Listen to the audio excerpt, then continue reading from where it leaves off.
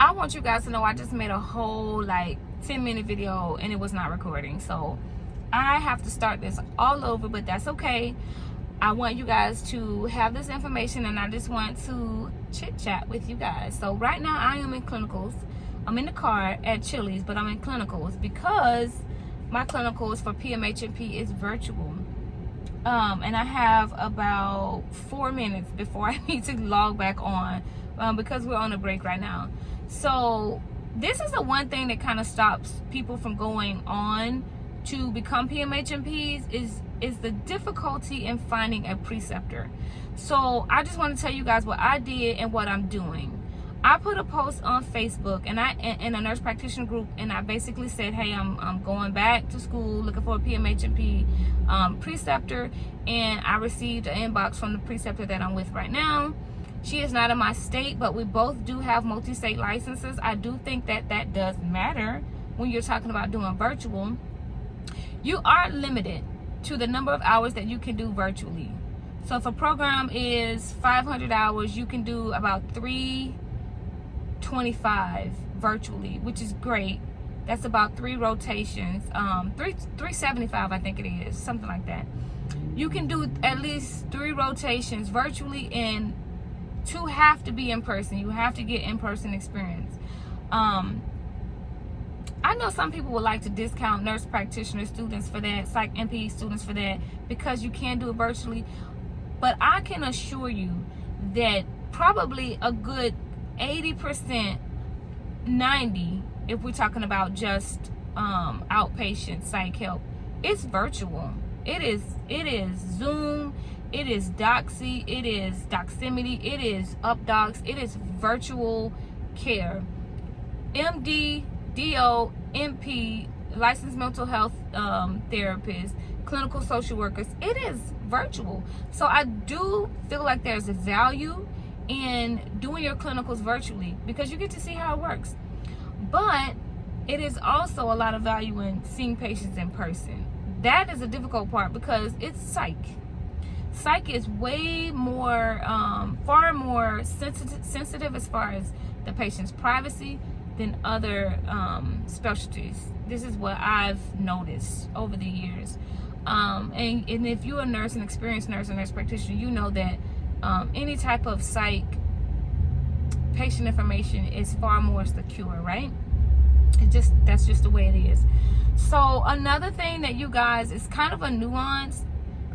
You will see that when you're looking for a psych rotation, most of the time physicians, nurse practitioners, whoever, they want you to pay. I pay my preceptor. She does not charge, in my opinion, she does not charge a crazy amount. I feel like her rate is super fair, and I pay it with no complaints. And I don't work full-time anymore, of course, because I'm in school. But I'm still able to pay her the way that she has it set up, and the rate that she asks is super affordable to me. I do have those 2 rotations that I have to do. My husband's coming with the food. Yes. I do have those 2 rotations that I have to do in person, and I am like networking my butt off trying to find a preceptor for those rotations. I have done interviewing. Thank you. I've done interviewing, I've made calls, I've looked up people's information on the board of nursing to get their email, I've called hospitals, I've done a lot to try to find an in-person. That's the hard one. That is the hard one because, I don't know, I guess maybe it's a patient privacy thing, I don't know, but that is the hard one. So I have my fingers crossed. I haven't found an in-person rotation yet, but I'm trying very hard. The camera's probably going to get a little bit unstable because we're moving now. But anyway, I wanted to give you guys just a little bit of an update. If you're a PHMNP student, I would love to know how your experience is with finding a preceptor and how's everything going. Are you doing virtual? Are you doing in person? The people who do in person, you are so lucky to even find somebody.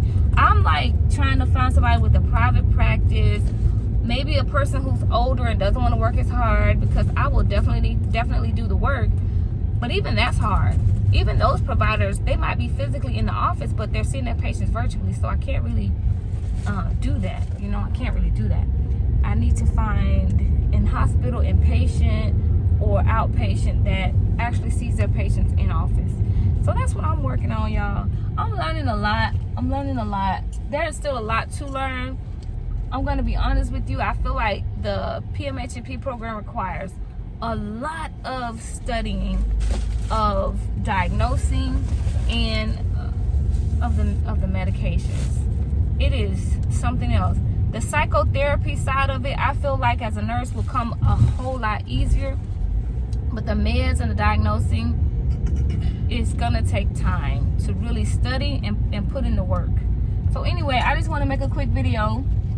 As you guys know, I spent about 10 to 15 minutes just talking to myself because it wasn't recording.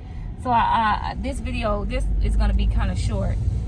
But anyway, I'll talk to you guys, I don't know, sometime. Bye.